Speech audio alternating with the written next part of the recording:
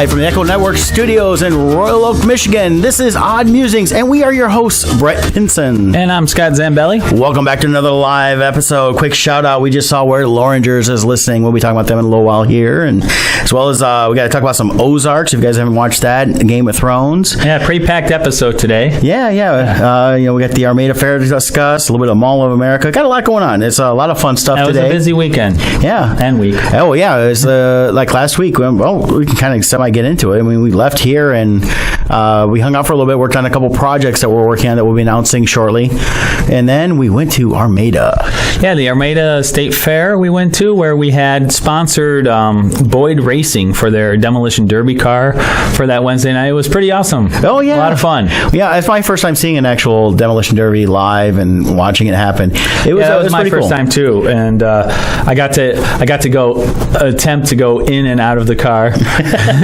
Yeah, I've got video and stuff because we've had such a busy week. Yeah, I'll be working on that over the next week, trying to get that up, the episode up on YouTube that we had last weekend. This week's it was quite interesting to watch me get in and out. You have to be pretty nimble. Yeah, I may have to have a little fun with it because I do have some. I may have to extract some video from one of the Demolition Derbies with a fireball. So well, talking about fireball, during the Demolition Derby, one car did burst into flames. Right. And I will say that guy got out of that car very fast. Yes, much faster than I would have. I would have been in trouble. Yeah. He was running in like Jerry Lewis used to do. Passed away. We'll be talking a little bit about him later too. Yeah. So just to update people, as far as our Odd Musings car goes with Boyd Racing, they ended up in 6th place overall for the Demolition Derby, which had 20 vehicles that were in the set that we saw for that they were in. They had multiple groupings.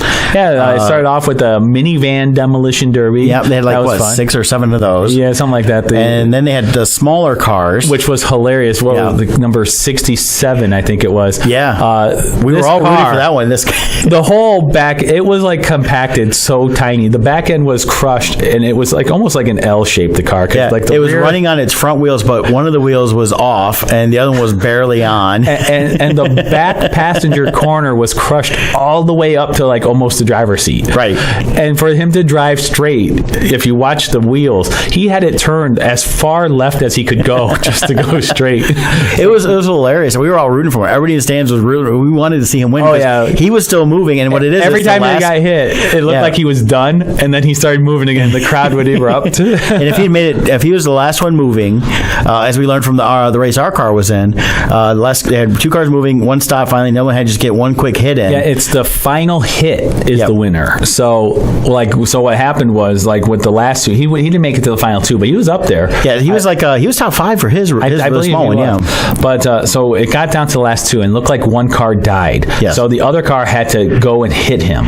But when he hit him, it must have jumbled him because he could move again. So then the other car hit him, and there was a back and forth. Well, the one they thought it was done, and it turned out to be group behind us was their dad. Yeah. And he ended up winning, but it was hilarious. He started going as fast as he could, and then it died, and he stopped. And then he was able to get it going again. Yep. And they went back for just a couple of times for the other one. Finally, it was just done.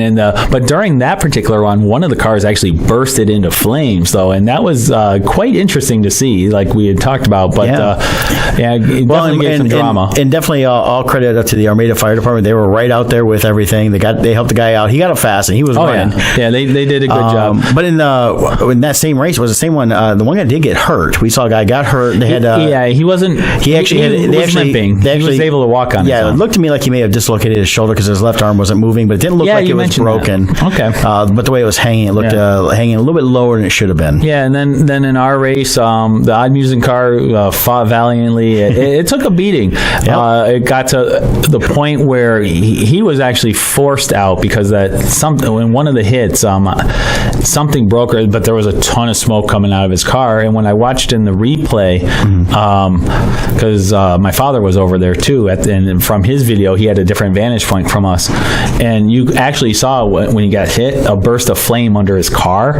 and then all that smoke came out. So that's why they basically called and said, "You're done." Yeah, so that's what eliminated him. But he ended up driving it off. After the race was done, he was actually able to drive it. Kind of. Well, he got a push and they got it started. He did drive though. He drove it about halfway, and then they came with the bulldozer and lifted up the back end and just pushed it. Yeah. So it was a lot of fun though. Armada State Fair for those county fair. County fair, yeah. Michigan State Fair will be next next weekend, Labor Day weekend, up in Novi at the which is weird. It'll be in a giant parking lot. The original one closed because of funding and the new group started up and they moved it to Novi to have a more of a central location in the state instead of in Detroit. Yeah, so I had my mandatory elephant ears, and Brett had a delicious snack. While walking around, I see deep fried Oreos. I was like, I gotta have some deep fried Oreos. I like an elephant ear, and I thought about it. I love my corn dogs. I didn't get one this time because I had one in Allen Park, but my treat this time was the deep fried Oreos, and they were tasty. Indeed.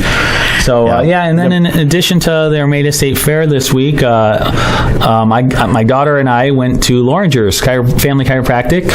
You guys had your initial visit last week. I had our initial visit last week. It was the day after our show, so it was Thursday last week, and then we had our follow-up appointment actually yesterday. So we've gotten our first 2 visits in, and you've been talking about them for a while because you've used them for a long time. Yeah, it's I give a lot of praise to them. They're even I told Dr. Anna when we were talking about renewing, I said, if you don't renew, it's not like I'm not going to promote you guys because I love the place. They take care of me. They help me with my wellness, and they are the nicest people. It's like chiming in here on the feed was Terry, and Terry's one of the masseuses there. She does a great job. I get my massages through her, but anybody there is great. It's a family-friendly environment. Yeah, we saw Dr. Jen. Yep, and Dr. Jen is awesome. And we also got to meet Dr. Anna firsthand, and everybody on the staff, and even everyone working the front desk, and all the way through. It's such a great staff, and they really do mean what they say when they have family in their name, that they do treat you like family. So it was really nice. It was our first time, Ashley's first time getting any kind of chiropractic treatment. They were really good at making sure we fully understood what was going on in the process, and so I'm definitely looking forward to seeing improvements with that, because a couple of years back, long story short, Ashley was shoveling. We believe this is what caused it. She was shoveling snow and she twisted her back wrong or whatever. So after many visits with regular doctors and things like that and trying to figure out what was wrong, nothing was working, we finally said, let's go to a chiropractor. Maybe this is it. And I'll tell you what, based on the x-rays we've gotten and everything else in the initial review, I definitely feel we are finally on the right track to fixing Ashley's discomforts. Well, I think that's great. And that's part of it is, I don't think a lot of people realize with chiropractors that they're not there to just treat a symptom. They're to cure it. Treat the cause. And treat the cause of what's going on and fix the problem. And a lot of problems that people have to do with their bones, their muscles, things out of alignment, and stuff like that. And coming in and working in adjustments, putting them back where they're supposed to be. Everything about our body operates from our central nervous system. Yes. And what a lot of people may or may not realize is our entire central nervous system feeds down our spine and comes out at all the various vertebrae. And if your vertebrae is out of alignment, it can impede those signals. And if those signals are impeded, those signals affect everything from heart rate, blood pressure, pain.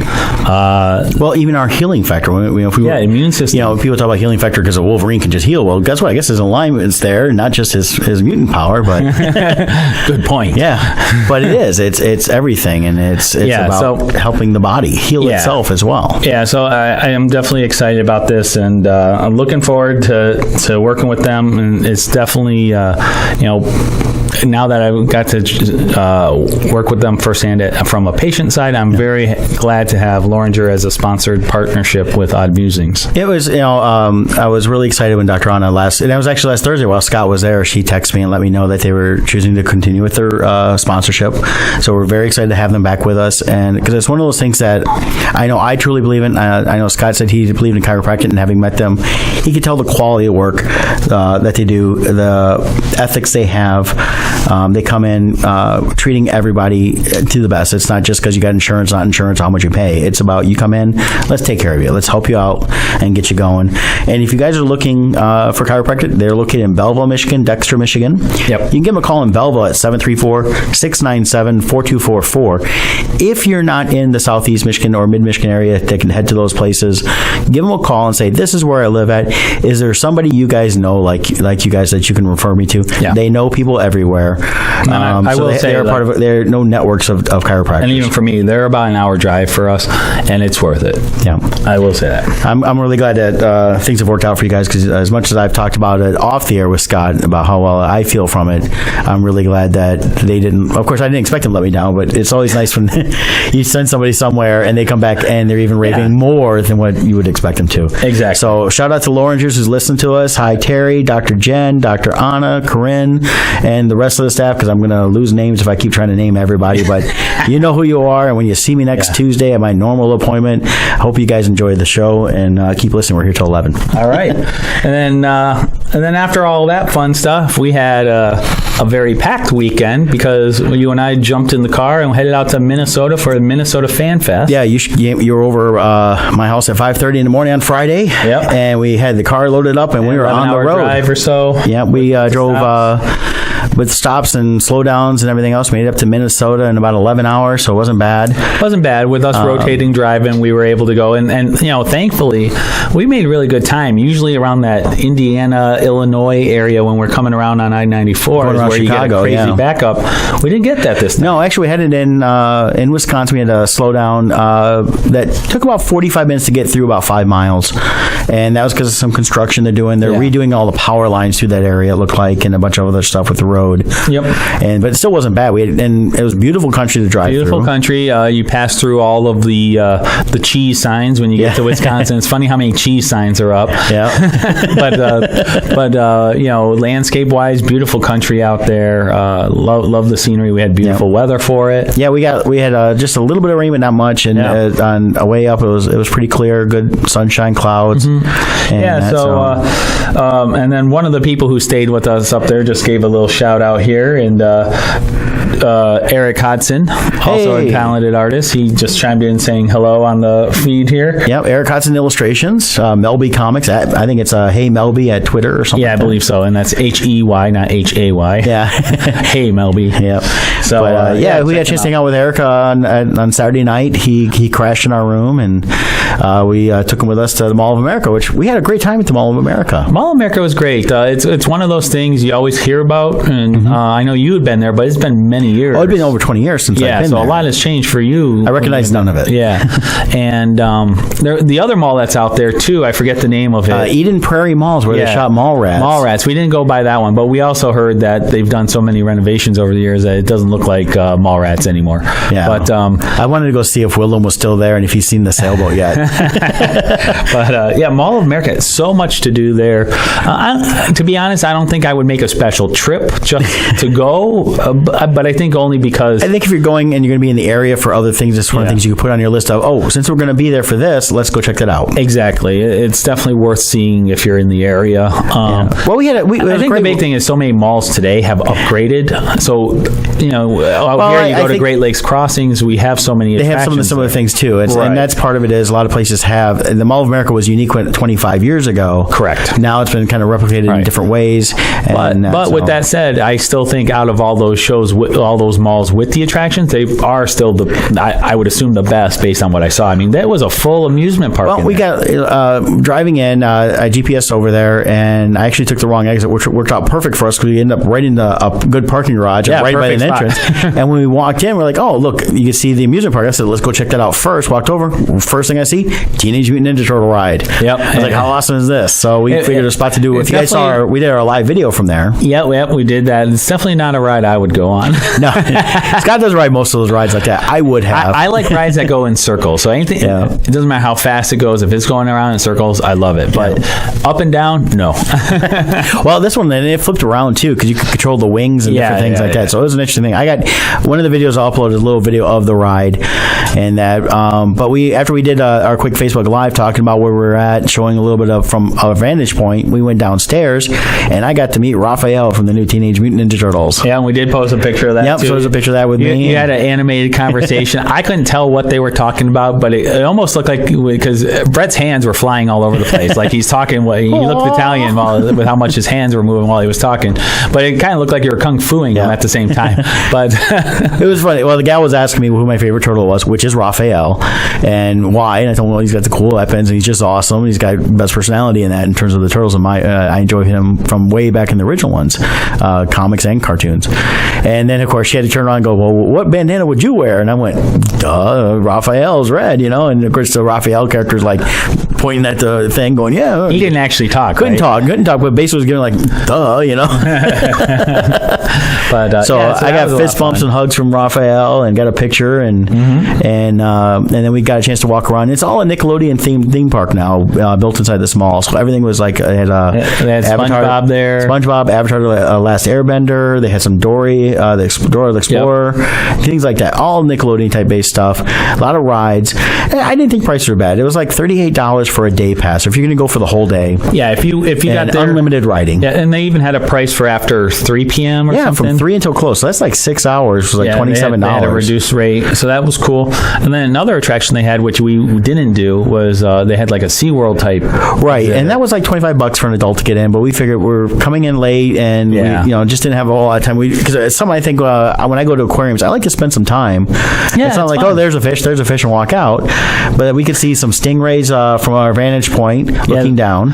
It looked like the first area was almost like a petting zoo type, like the interactive where like the kids, like they had some shallow tanks. It looks like it might be something where you could but I know they have from pictures we saw when you walk under a tank so you can see the fish they got those going over you. Kind of like if you're in the Detroit area, like the Detroit Zoo, how you can walk under and see the polar bear and things. And it looked like they got sharks and things like that there. So I had a whole mix. That's one of the things, if I had more time up there, I wouldn't mind doing that because I enjoy aquariums and things like that. I can definitely see that if you're a local out there, especially in winter, and that's gotta be a fun mall to be at too. If I lived within a range there to go there, and it's like, I can just drive there, no problem. For $150, it was an annual pass for their theme park. Well, you can walk in anytime, ride the rides, whatever. Yep. I think it was like maybe $100 something for the aquarium. What's the cost of the annual pass for Disney? $300? Oh, for Disney. I mean, well, for Walt Disney, for Disney World, it was at least like $700 for an annual pass. My pass for Universal, which I have, was around like $400. Okay. So, I mean, relatively speaking, I mean, obviously it's not a theme park like that, but it's much smaller, but it's still really fun. Yeah. So $150 for a whole year. You're talking about what, $12 a month? Well, yeah, you show up and I was like, okay, I'm here today and I'm going to ride a quick roller coaster and everything else before I get my latte and walk around the mall. Exactly. That's where it's a really, really good deal there. Well, we also hit the Crayola store while we were there. The Crayola store was and cool. They have their own thing too, where they did passes, where they have all these. They had. Like, it was closed off while we were there because they only do it probably till like 8:00 at night. But it's a kids area for a lot of activities and things they can do. But the thing that struck me most about Crayola, the smell. Yep. It's like as soon as we walked in, you got that crayon smell. My whole childhood like popped into my head because you got that distinctive Crayola crayon smell. Right. And the whole store was that way. Well, that's why I had to buy it. I bought a box. It was designed to look like a classic box from Crayola, and it's definitely got that Crayola smell. When I was packing up the hotel on Sunday morning, I said, here you go. And Scott's like, no, I don't want to smell it again. Well, the problem there was because I just had eaten waffles, and so the crayon smell with maple syrup just didn't smell. Yeah, and they had a neat thing. I liked. It was if I really wanted a lot of crayons, they sold like a 10 for like $16, and it was a good sized 10. And you put whatever you want. So the neat thing is you go pick each individual crayon. Everyone has their own color bin, so you can go through. And I thought the cool thing about that is if you're really into crayons and drawing or coloring with crayons, is if you're going through a lot of certain colors, you can go buy a lot of one color. Yeah. And not worry about having colors you're not going to use. Right. And I mentioned this there. My only complaint about Crayola is I just cannot fathom why they don't have a professional line of markers that would be equivalent to like Copic or Prismacolor like we use for our art. I know. I don't understand that. The only thing, and I thought about that, the only thing I can think of is because people are so associated with children children that if they came out with an actual artist thing, no matter how good they were, it wouldn't be accepted because of the fact that, you're using Crayola. No, I know. But I've seen guys like Jeff Balke. I've seen him do some stuff with crayons. Yeah. And that. But to me, we're indoctrinated into thinking Crayola was the best our whole childhood. Right. It would just be a natural progression to have high-end markers, I would think. But I would think so. I mean, you think in replaceable ones, like you said, like the Copics and that. So yeah. So I mean, nothing against Copic or Prismacolor. I like both of those. So yeah, And I know people have all their preferences in that, but it just always boggled my mind. Right. So, but in addition to the Crayola store, we had the Lego store. Yep, and that was pretty cool. Got some pictures really on that. Cool. On top of the Lego store, they had this about 25 to 30 foot tall robot out of Legos. It was almost like a mech because it was driven by it had two drivers in it. Had a pilot in the chest area and a pilot in the head. Yeah, and then you had a little worker down there like doing a repair on the. It's coming soon. We promise. This has been like the longest tease ever. And when we go, we'll do some like Facebook Live from there, so you guys can see what we've got going on. But they really are great, and so looking forward to that and seeing them in person. Meeting, we've had them in studio, but to see them in their studio, so to speak, their kitchen and their restaurant, that will be awesome. So that's coming soon. Stay tuned. Yes, definitely in that. So, and then in addition to going to Minnesota, we were at the Minnesota Fan Fest this weekend, which it was a brand new show put on by the same promoters who do Phoenix Comic Con. Right. So we're familiar with them, and we got to see Kelly, who we've seen working with Phoenix. Yeah, Kelly. She's a sweetheart. She's great. Yeah, she's a nerdy girl. She's a nerdy girl, and always fun to talk to her and see her. Yeah. So that was really cool.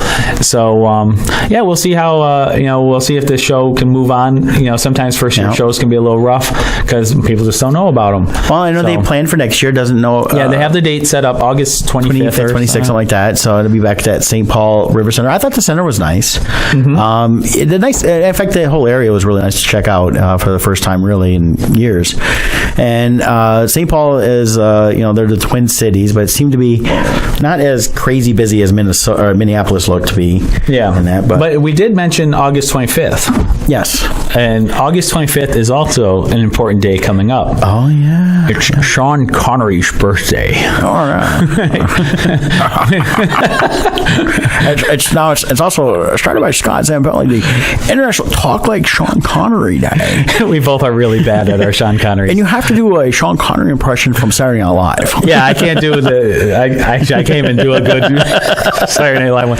But we love Sean Connery's voice. And it was last year coming back from Tampa. Scott was telling us about it. So we're driving back, and we ended up doing bad impressions all the way home. And we can't do most of them on air because we've decided to keep this show pretty clean. Yeah. But if you know the Saturday Night Live skit, August 25th is coming up. So replay that. Yeah. He will be turning 87, actually. 87? He was born in 1930 on August 25th. So celebrate it by watching the Saturday Night Live skit. Maybe watch a Sean Connery movie and go around and talk like him if you can. And there's a lot of good ones. The Molly McGuire's is one I can definitely recommend if you've never seen the Molly McGuire's from the 60s. It's set in Pennsylvania, and it's about the Irish miners and that, and it's got a bunch of good actors that you'll recognize. So check out the Molly McGuire's if you're looking for an obscure Sean Connery film that you're not familiar with. Because everybody knows Bond, everybody knows some of his more modern stuff, but that's a cool one to go and check out and watch again too. Definitely, yeah. So he does have a huge career. I really wish he was still acting because I did enjoy him. I mean, he was awesome in Highlander. Well, I think he walked away because he knew he was done, and I give him credit for that. And you know what? My thing is this. It was League of Extraordinary Gentlemen. That's where the problem is with Sean Connery, he only did action. Yeah. And he never really transitioned out of that role into something where he could be... Well, not since Darby O'Gill and the Little People. He never transitioned where he was just like a family's grandfather. Yeah. You know what I mean?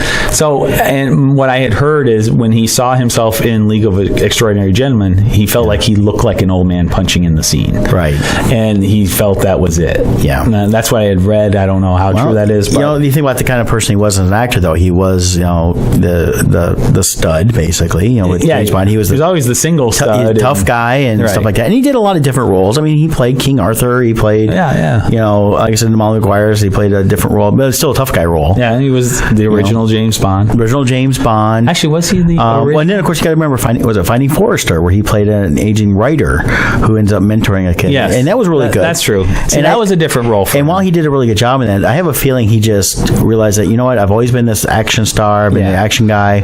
I've been, the man's man, as they used to call it. Let's not forget he was in The Rock with Nicolas Cage. Is that the same one that what's-her-name was in? Oh, God. Kirk Douglas's wife. Oh, you're talking about... no, that was... they were in this one where they were both thieves. Yeah, what was that one? Yeah. Oh, yeah, that wasn't The Rock. No. But that was towards the end there. Yeah, and that was still a good one there. So definitely, So celebrate on August 25th. Sean Connery Day. Sure, gotta talk like Sean Connery. Oh, there we go. Dominic's got one. That's what I said about your mom, Dominic. Tell bad mother jokes. Yeah. Trebek. I guess the best one is I'll take whore ads for $400. It's who reads. But if you are a fan of Sean Connery, you might be fans of other things too. Yes. Well, kind of like we. You could be a fan of many fandoms. Yep. And that's where our sponsor, T-24, comes in. Right. T-24 has a super large selection of T-shirts to fit most fandoms. Oh, yeah. And they also do custom decals and stickers and things like that. For those watching on Facebook Live, I'm wearing Cantina Royale, so kind of a James Bondish thing. Yes, it's a parody. Even though it was Daniel Craig that was James Bond for the Quantum of Solace and all those. And, this particular shirt made by T-24 has a Han Solo type character right there. in there. And then, so Brett's wearing the Cantina Royale, which is a blend of Mos Eisley Cantina with Casino Royale. Yeah. And then I'm also wearing odd musings. I'm wearing a Stranger Things. It's upside down and you still can't read it. Yeah, it's called The Upside Down. And Stranger Things 2 coming out in 2 months. In 2 months, yeah. That's right around the corner. A lot of people this weekend at Minnesota Fan Fest, because I have a piece that's a collage piece, a lot of them kept saying, I can't wait for that. So slowly the hype is coming back because, as we get closer, the fandom will rise up and want more. Yes. But so check out T-24.com. That's TEEMINUS24.com. Use the code ODD, ODD, to get 10% off your entire order. And they also don't charge for shipping, which is nice. Correct. They got a huge selection on there. Check them out. If you don't remember the website, just go to oddmusings.com to our sponsor page. You can find it there. You can follow them on Facebook, Twitter. Where they announce all their shows. I know, I'm not sure what they have going on in the next few weeks for shows. I believe Saturday only this week they may be at the West Virginia PopCon because they live right there. They were mentioning something to me about that as when I was coming out. I can't remember if that's confirmed or not. Yeah, and then I know they're doing Baltimore Comic Con next month. I'm sure they've got a couple other shows in the works too. And definitely go to T-24.com. Also follow them on Facebook, Twitter, Instagram, and then you can find out where they're going to be at if you want to meet them live because they're awesome live. And then, of course, online they have a lot more shirts available that are online exclusives, like the ones I seem to be ordering a lot of. My Harry Potter ones, the Cantina Royale. I have a nice Tashi Station one from Star Wars. So a lot of fun stuff. Yeah, I've got like 8 or 10 shirts now. Something like that, yeah. I got a lot more. I've collected over the last year. But there's so many good ones, so check them out. And when you go to see them in person, still tell them Odd Musing sent you. Yes. The code won't work because you actually get they give you a nice discount deal at the show. Yeah, they have a better pricing at the show, especially if you're buying multiple shirts. And you can even get a really cool bag if you buy enough shirts to carry your stuff around in. Yeah, they have a mystery box type thing. Yep, the mystery box is really cool. You can get 3 shirts. I believe it's like $30 in the different sizes, whatever they have available while they last. They have cool decals. A lot of them vinyl. They will last in your car for a few years. They take the weather a little bit. They're never going to last forever, just like anything, but they're still really cool. So, and then a lot of people buy them and put them on their phones. Yes. So they have a lot of cool stuff for that. So definitely check out T-minus 24. All right. So awesome.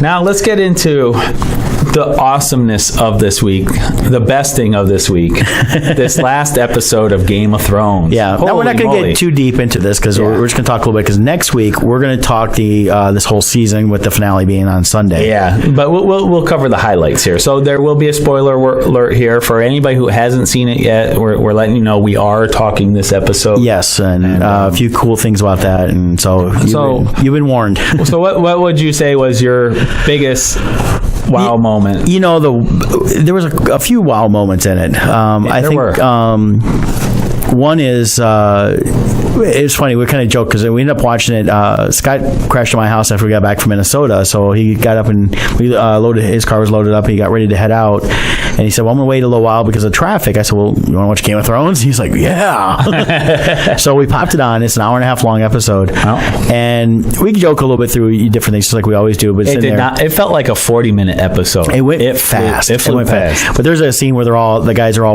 walking through the thing. You got led by Jon Snow. They're going to try to capture a White Walker to prove that the dead are coming, and we kind of joked a little bit about, man, this is like Lord of the Rings. Yeah, they had the sweeping helicopter view of the visuals were fantastic. They really went full cinematic with this season alone. Oh yeah, and I wish these were shown in the theaters. You know, while it is true, the action scenes have been amazing, but the dialogue has been amazing too. I've really liked the small talk between Ser Jorah and Jon Snow, which looking back on, I don't think they were talking about the sword. No. I think it was the sword represented Dany, I think. Yes. And there's been a lot of that a lot of symbolism throughout this season, especially on different things. Yeah. So I mean, obviously the sword was being talked of, but I think the sword also symbolized Dany and where the relationships are going moving forward. Maybe we'll have a Luke and Leia moment coming up. I don't know. Yeah, because they are they're related, but it sounds like it's more of it'd be more like it'd be more like Luke and Aunt Beru. Well, they're saying it's her aunt. I'm trying to figure that out because her dad was Rhaegar. Yeah, I'm not sure. And wasn't John's dad Rhaegar? That's where the confusion is. That's where I'm not. I thought they were half siblings. That was my thought originally too, but the other stuff saying that it's an aunt and nephew, so maybe it's Rhaegar's sister, and that's where it was. Or no, her dad is definitely the Mad King. Yeah, but I thought the Mad King was who was with. See, this is where I'm a little confused. I got to figure out how. Well, then would be the Mad King had her, and then her actual brother, which ended up being getting with Stark, which brought Jon Snow. Yeah, I got to go back. I must be mixing up the names somehow. You know, it's basically they need a full book of Exodus for Game of Thrones on who begat who. If Jon is the rightful heir, I thought that would mean he would have to be the son of the Mad King. Well, he's the first being male heir. So it would have gone to the brother, and then it would have gone to the male. Okay, yeah. So that's how it would have gone. All right, but anyways, the conversations are great. The Hound, I'm loving him more and more. I have a little theory that just popped up in my head, though. Yeah. In this episode, you had I'm forgetting the guy's name. He passed away. He was the one that was attacked by the polar bear zombie. Right. And he ended up passing away. And the Hound makes a comment to the one, Derek, the one that keeps getting revived. He's died like 6 times. Gedrick or something like that. Yeah, I forget the names. So many names. But he made a comment to him and said, well, there goes your priest. You've lost your priest. Yeah. I'm thinking the Hound... He was the biggest skeptic in all of Westeros. Right. He is the one that saw the vision in the fire a couple episodes ago. Correct. The vision now has happened. Yep. He has irrefutable proof from his point of view that the Lord of Light is real. Yes. Could he? And a lot of times, a new believer is like the strongest believer. I'm wondering if his belief will be strong enough. This is pure speculation on my part. Right. I'm wondering if the one guy who's died multiple times is going to die again, and I'm wondering if the Hound will be able to bring him back. That's going to be interesting to see. We might see that pure speculation on my part. I'm just curious. Yeah. But where did it go? Do we still have our feed? Something happened on my phone here. Oh, okay. There it is. We hope it's still there. Yeah. Well, it still says live in the corner. So, but yeah, and that's gonna be interesting. And then the cool thing about it too is we saw them all get surrounded. We kept questioning where did these guys come from that were dying, because they had a lot of Expendables. And if you've not read The Expendables by Brett Pinson, check brettpinson.com. Ooh, nice little subtle. Yes. Because we saw this guy who was like, who was that? Who was that? Yeah. Well, those no-name guy died again. Yeah, the red shirt, so to speak, from Star Trek were there. Now, here's a cool thing, too. I didn't realize it at the time, but so you had this horde come after them, and then they were stuck on this little island. All the ice fell. Yeah, the ice and fell parts, and the horde stopped instead of crossing. Right. But then the Hound got bored and started throwing rocks at them. And when it hit the ice and had refroze and didn't go through, then the skeleton one. That's what I didn't realize. I was wondering, well, why did the skeleton step out? I was thinking like the skeleton was like annoyed with him. Well, he was, but what it did is the rock hitting the ice and not breaking the ice. Well, the first one hit the skeleton. He was like, and you can tell he was just ticked. And then the rock hit the ice in his skin, and he looked at it and was like, oh. So guess what? So he took a first step, and then another, and then as they started realizing the ice refroze, they all started coming. Nice going, Hound. And basically, it was this big battle ensued. And then, of course, you had the Night King show up with his entourage, and they had sent word though earlier to send Danny, because they were sitting there for a while, so they sent a raven, or they sent the one guy as they were getting chased by this horde that we're going to need the dragons. They put it in the fire, kill them up, and they had one captured, so they had the White Walker captured they wanted to have. So they ended up fighting, and it was a great battle, a lot of cool stuff. And then Danny shows up with the dragons, and now she is now Tyrion tried to stop her though. But here's what's funny about that: she, in her conversation with Tyrion, which was also great dialogue, she's like, "I'm so glad you're not a hero, because heroes do stupid things." And she's talking about how dumb heroes are because they swoop in to save the day and all this stuff. Then what does she do? She goes to save Jon Snow in his game. All the advice. It's like, wait, you just did everything you said is stupid to do. Yeah. But so she goes out there, and oh my God, this is where Game of Thrones by far. I mean, the way they've brought these dragons to life. Yes. Has fulfilled every. That's what every those scenes I've alone ever had in my head. Yeah, those scenes alone need to be on this big screen. Well, the thought that they put into this, like for instance, the one dragon that ends up being killed that we know. The scene itself, the dragon swooping by, breathing fire, and the Night King throws the spear and hits him. Because the dragon is in the middle of flaming everybody, the flame shoots out of there too, and then it stops. And talk about a javelin throw. Oh yeah, he wins the gold medal. It's funny. He walks over to the guy, and one thing that you can see is they have three spears, so it's like he was waiting for these three dragons. Yes, I know he had two. Go back and look at some of the episodes, or look at some of the pictures been posted. There was three. Interesting. And he takes the one, and he basically just sizes it up and just chucks it. So you can tell he's got some. He's got mystical powers, so he's got some kind of force to do it. And hitting the dragon hits and crashes. But even then, as it's coming down, then the trail of blood that's pouring out. The blood's everywhere. Yeah, and it looks so lifelike the way it hits the ground and goes limp, and then falls into the lake they're on. And all what's going on is Danny's already landed with Drogon, and they're loading up everybody there. And then Jon Snow sends them off and says no, and he stands there to fight. And he tells them get out of there. Yeah, and she takes off, and as they're taking off, the Night King grabs another spear, chucks it, but she pulls the dragon, and they turn. Yeah, they avoid the spear. Just misses them. Yeah. And they end up getting away with her. The two dragons get away with Danny and the crew. Now the key to all this, though, is Danny got to witness Jon Snow firsthand. Yep. She sees how he's a selfless leader. He stayed behind to save everyone. He is the true captain of the ship. He was going down with the ship and protecting his the water. His crew. and then, so she sees firsthand him in action and how he leads. Second of all, she saw firsthand he was right. Yep. This army of the dead is real, and it's even more vicious than they even said. So, and another interesting point is the dragon that did die. Thank you, Sue, for chiming in. Was named Viserys after her brother, right? Which received his crown of gold that he demanded from Khal Drogo long ago in season 1, where they poured molten gold right over over his head. So he wasn't King Long. No. But he got payment that he demanded. Right. I always wonder why she named it after her brother, because she didn't like him much. I think it's just one of those things where no matter how bad your family can be, sometimes you honor them in different ways. Yeah, I guess that's true. Or it was foreshadowing, knowing that this dragon was going to go down. Because what we saw too is, we'll get back to Danny and John, and when the last part of the episode was when I don't know where they got these giant chains from, but they pulled the dragon. Everyone's talking about the giant chains, but the Night King's got resources. They dragged the dragon out of the lake. Yes, the dead did, and the Night King went over. Now I called this before it happened. I said, "Oh my God, he's going to become an ice." And when he got hit, I was like, "He's going to become an ice dragon." Yeah, and the last thing you see is his eyes turning blue. So the Night King has his own dragon now. Yeah, once I saw the chains, I knew you could tell what was going to happen.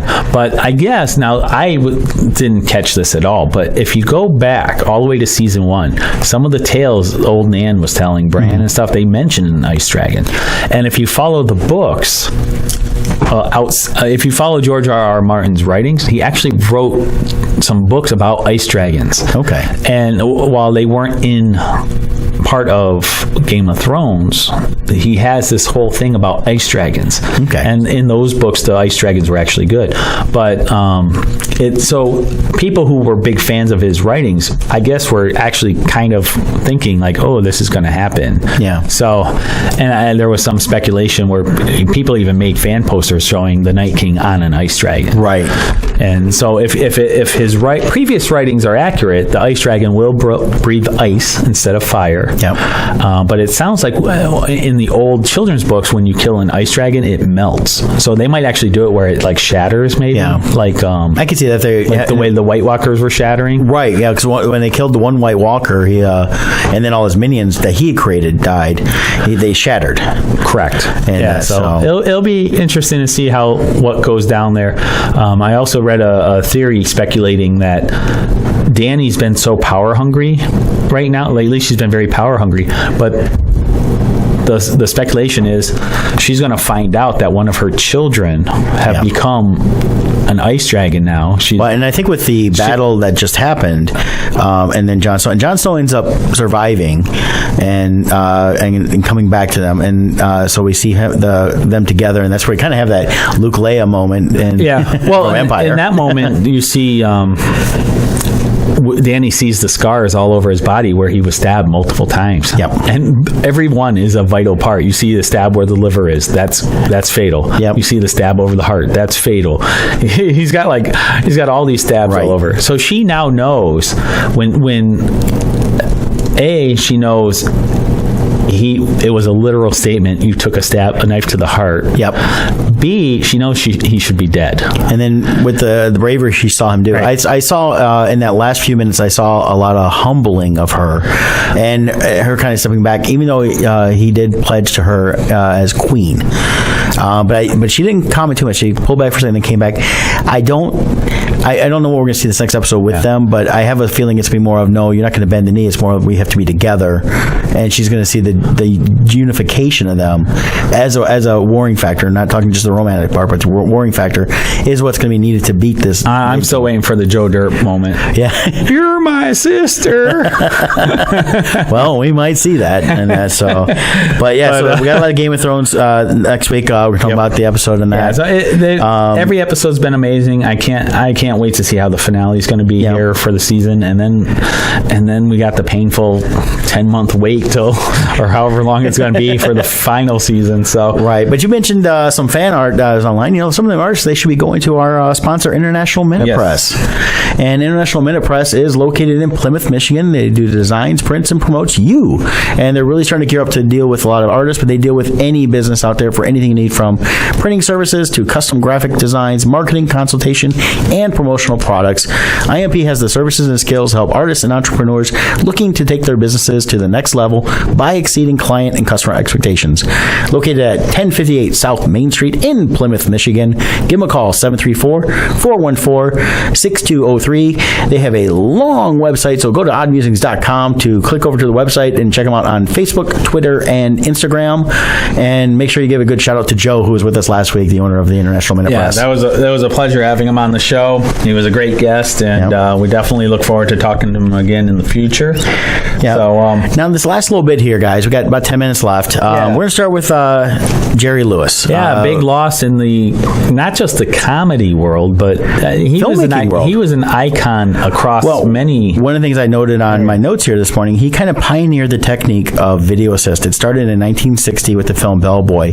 He basically used a closed circuit camera set up at the same time he was filming, so he could go back because he was starring in it and rewatch that video, so he could see what he did right, what he did wrong, and if he wanted to do a reshoot. And that's a standard part of filmmaking now. Yeah, I mean, they had some of the capabilities, but he was the first one to really implement it in the film, and by the end of the 60s, it was a standard in filmmaking. That's interesting. I didn't realize he was created that. Yeah, he was an innovator in that end. I mean, he was a great comedian. He was with Dean Martin from 1946 to 1956. It's funny, it was only 10 years, but it felt like it was so much more with all the stuff they did between their radio, TV shows, and movies. And then everybody still talks about him to this day. And then they went on their 25 year of basically they didn't talk, and everybody thought they hated each other. And I know it was the muscular dystrophy, which he did also starting in 1952 to 59. He did some work for them, but then every Labor Day weekend from 1966 to 2010, he did the weekend Labor Day telethon. The telethon still goes on, doesn't it? No, it's over with. Oh, it ended a few years ago. As things changed with our TV watching, it kind of lost the viewership. But during his time, he raised over $2.6 billion. That's amazing. And he still did a video last year for them, first time in 5 years, where he for their website promoting that, because it was something he truly believed in. Yeah, especially, like you said, it did die down. But for our age group growing up, it was a big deal every year. Like in the 80s, especially, I remember the telethon being, it would take over the when airwaves. Dean Martin and Jerry Lewis got back together, and the first time they'd seen each other in 25 years, it was Frank Sinatra who come out and looked at Jerry and said, "Now it's time," and brought Dean Martin out. And there's been a lot of stories and talked about that. The first thing they did, they hugged, they cried, and it was the 25 years had melted away, and they were friends till Dean passed away. Right. And another cool thing about what they did was, and correct me if I'm wrong on this, because what they would do is they would have all these celebrities come and do an act. Yeah. And people would call in, but the celebrities also work the phones. Yes. So people calling in to make donations would be actually talking to one of the celebrities. They could have got Sean Connery. Sean Connery. DJ. Thank you for calling MDA, man. Take your money. I think you're turning into Jimmy Stewart. If you put a stutter in it, you got to go a little higher for Jimmy. Jimmy's a little bit higher. He also does Animal Akbar. It's a trap. But they would come on there, and the thing was, Jerry Lewis, he basically had the clout, just like Frank Sinatra and all them, to just call somebody up and say, "I need you. Here's the time. Show up," and they would be there. And they supported all his friends, and everybody else. They supported coming on the telethon to help raise money every single year. He also showcased a lot of talent on the national stage and helped a lot of other comedians and things like through that avenue. And even when he wasn't making movies for most of this, pretty much through the 70s, he made his Day of the Clown Cried, which we may get to see now after 2024 because it's the Library of Congress has a print. But the amount of films he made, it's staggering. And he had a lot of clout in Hollywood that everybody came out and they supported him on that because they knew it was not a game, wasn't a ploy. Yeah. It was a passion. Yeah, and in his film career and comedic career, like he was one of the things he was most known for was The Nutty Professor, which was later remade by Eddie Murphy, which was also a great remake. And approved by Jerry Lewis. And approved by Jerry Lewis. But he was like, that's like my earliest memories of him was as The Nutty Professor. Yep, Nutty Professor. I remember The Bellboy.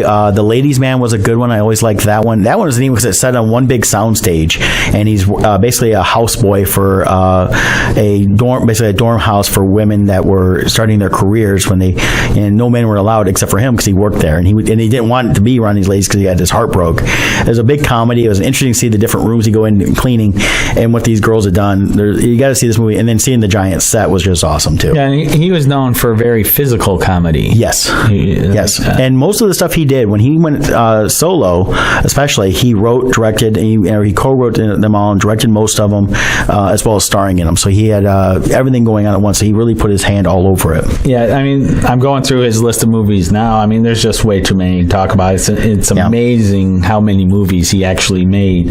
So, but yeah, so we got. It was a sad day for everyone. Any other highlights you want to point out about Jerry Lewis? He was born in 1926. He died in 2017. He had a long life, 91 years old, and it was. It's one of those things where he's one of the celebrities you hate to see pass, but he had a long, full life. And, we're sorry to see him go, but we still have all the movies to remember by, and then there's a lot of stuff out there from the Dean Martin years as well. So I think the world of film, comedy, and everything else is better because he came through it. Yeah, definitely. And then on that note, too, on a more local level, there was another passing of a great artist. Yeah, it was, and I may get a little emotional, so I want to do this last. William Stolpin passed away. From Holly, Michigan.